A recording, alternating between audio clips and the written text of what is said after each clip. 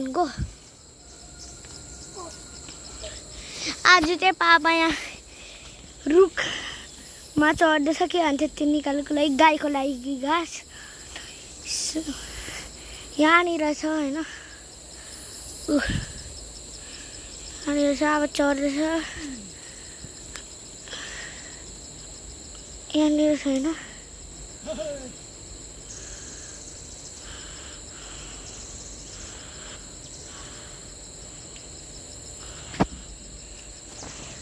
अन्त यहाँनिर चाहिँ हाम्रो दिदी जीवित सबिना आइज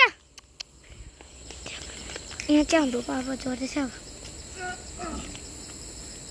अब ऊ खाली खुट्टै हुनुहुन्छ ऊ त्यहाँसम्म पुगेर अगाडि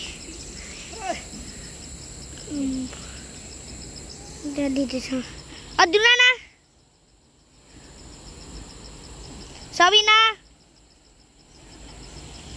बुझको कुरै यहाँ हिँड्दैछु त्यहाँ गाह्रो सबिना आएर काट्नु थाल्यो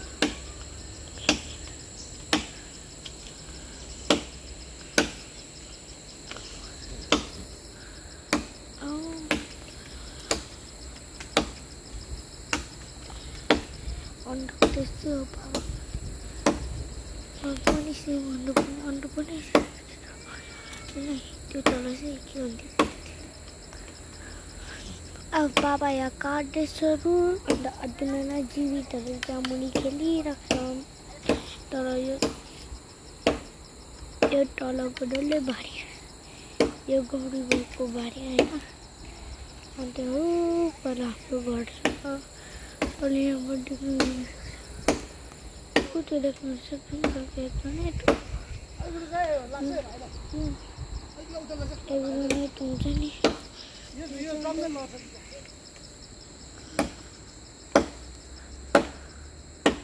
म त मर्ने रहेछु त यहाँ माथि चढेर अब त सिधा मेरो माथि नै छ डल्लै रुख ला पल्ट्यो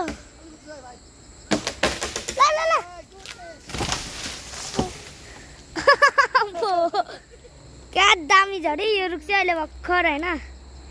यो रुख चाहिँ पापाले त्यहाँबाट झारेको त्यहाँ पापाको अगाडि छ होइन त्यो हाँगा कहाँ पो छ पापा